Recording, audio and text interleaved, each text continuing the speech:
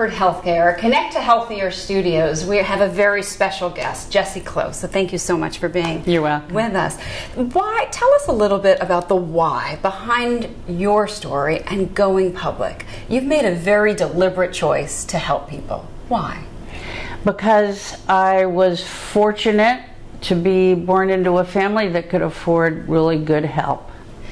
And now that I am very stable, I like being able to give back. When did you know there is something that is happening inside of me and I cannot control it?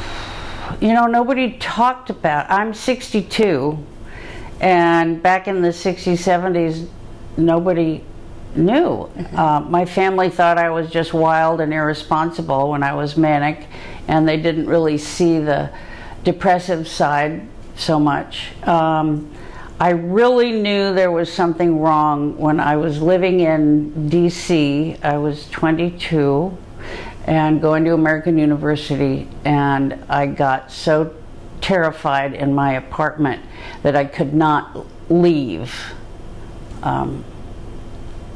That was when? Yeah. Your official diagnosis? Bipolar 1 with psychotic tendencies, and also a tendency to a mixed state, which is when you're depressed and manic at the same time, is when a lot of people will take their lives. And that's something that you struggled with? Yeah. And you'd have a moment that you speak about saying that you saw a firearm, you knew where it was, and you almost reached for it. Yeah. What happened?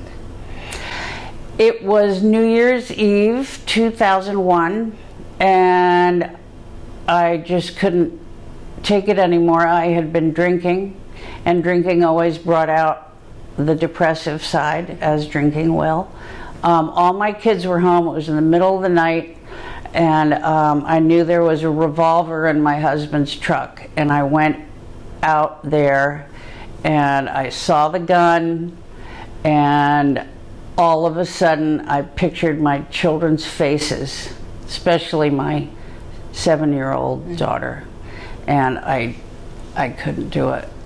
I couldn't do that to them. So people who are going through what might be a really difficult time, I think it's important to hear that story, that it is a moment. And look at your life now.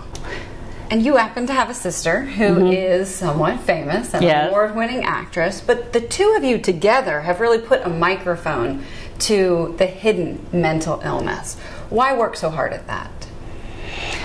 When my son got sick, he lives with schizophrenia, all his friends abandoned him, and I saw the stigma. I saw it on their faces. I saw it on the faces of my friends. They were afraid. And I called Glenn and said, please don't give me another birthday present or Christmas present. Just please do something about the stigma. We took the one issue, stigma, and that's where our strength lies. There's so many aspects to mental illness that I think you could get lost. Your message could get lost if you tried to cover them all. So that's what we concentrate on, is the stigma. And pushing aside stigma, really, because stigma is such a barrier. Yeah. Helping really take the blinders off and say, this is real, people. How has that been? It's been amazing. When I speak, people come up to me afterwards, people with mental illness or people who have mental illness in their families, and they're fabulous. It's like, oh my God, somebody's finally talking about this stigma that we have to deal with on a daily basis. Taking a look back, what is the message you want people to take away when they hear you speak, when they read your book? If you have one takeaway, what do you want that to be? Be proud. Don't let people make you hide behind your illness. Talk about it. Just talk about it. Every time I talk about it, I'm scared.